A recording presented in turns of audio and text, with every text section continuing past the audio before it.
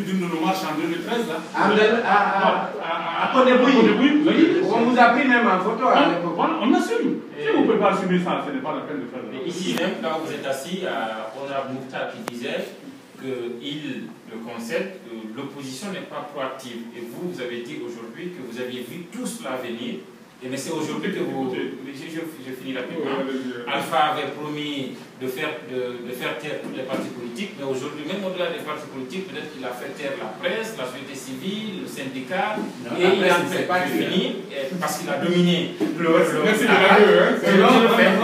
fais. Maintenant, quelle chance, qu'est-ce que vous direz à vos militants en 2015? Qu'est-ce que vous leur direz? Est-ce que vous avez une chance de changer la situation alors qu'Alpha Condé a occupé tous les espaces, la presse, la justice, la société civile, partout? Est-ce que vous avez une chance de passer en 2015? Écoutez, pour répondre d'abord à votre première question, Mouktar, un grand leader de l'opposition, qui est libre de ses opinions, et qui donne son point de vue. Moi aussi, je donne le mien.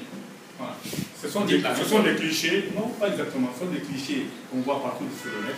L'opposition guinéenne est naïve, elle se fait rouler tout le temps dans la farine, elle n'est pas proactive, elle est toujours en train de courir derrière les décisions de l'Alpha Condé au lieu de les anticiper. Écoutez. C'est la vérité? Non, écoutez. Premièrement, je trouve très prétentieux de la part de jeunes journalistes de dire que des personnes quand même préoccupées de hautes responsabilités dans ce pays, qui réfléchissent, qui se retrouvent en grand nombre avant de prendre des décisions consensuelles, sont des naïfs, et que les journalistes, ils n'ont plus d'imagination, ils n'ont plus de savoir-faire. Mais non, c'est des leaders politiques d'abord qui font ce reproche-là. Il a cité Mouktar Diallo, c'est aussi Badigo. Il y a beaucoup qui vous font ce genre de reproche. Nous sommes obligés, mais quand les actes sont posés, ils ne sont pas légaux et ils sont anticonstitutionnels, ou ne vont pas dans le sens de bonnes pratiques démocratiques, c'est seulement que nous réagissons. Nous ne pouvons pas anticiper sur des violations de la loi. Mais le pouvoir qui vous a dit aller à l'Assemblée nationale, c'est donner du crédit à un pouvoir qui ne devrait pas l'avoir. Et vous l'avez fait. C'est très discutable, ça aussi. Si nous n'avions pas été à l'Assemblée nationale, on aurait déjà reformé la CENI selon le bon vouloir de la mouvance présidentielle, parce que c'est une loi organique qui fixe la composition et l'organisation et le fonctionnement de la CENI. Mais les négociations le code électoral aurait été amendé dans le sens voulu par l'RPG arc-en-ciel. Toutes les lois organiques allaient passer comme il est à la Constitution. Et peut-être même la Constitution aurait pu être amendée. Parce qu'il est possible dans la Constitution qu'elle soit amendée avec un accord du président de la République et des 2 tiers des députés. Donc si on n'avait pas accepté d'aller aux élections législatives, les élections allaient quand même se tenir. Donc notre présence là-bas empêche beaucoup de choses, énormément de choses. C'est vrai que les lois simples, comme le budget, les lois simples passent. C'est normal aussi.